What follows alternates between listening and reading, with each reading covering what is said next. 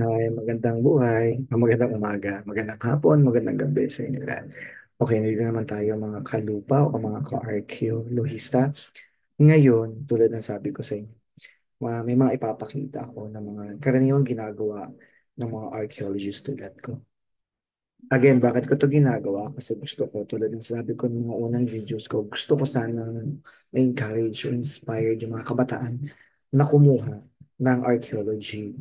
Well, ang tanging goal ko lang naman is at least, di ba, ma-inspire at madagdagan yung mga future archaeologists ng Pilipinas. Ngayon, ipapakita ko lang sa inyo ilan sa mga ginagawa namin bilang isang archaeologist. Tulad na nakikita nyo ngayon sa likod ko, isa to sa makikita actually sa loob ng University of the Philippines kung saan yan ay isa sa pinag-aralan namin kung mapapansin nyo, di ba?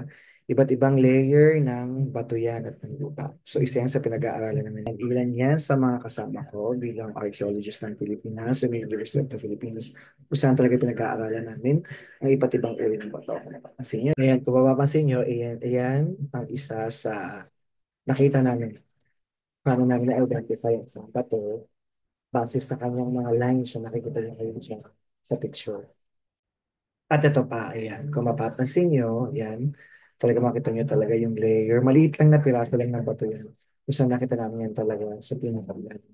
At yan ay isa talaga sa, masasabi natin matagal na nauri ng bato. Mga pinakita ko sa inyo, ayan lang na isa lang sa napakaraming ginagawa ng isang archaeologist sa Pilipinas. Kaya kung ako sa inyo, kung talagang interesado kayo at gusto nyo talagang malaman ang kabuuan historical background, hindi lang historical, pati yung mga natatanging bagay mga sa Pilipinas. Isa lang sagot siya. Join the archaeological team sa Pilipinas. So, muna, yan muna for the meantime. Bye!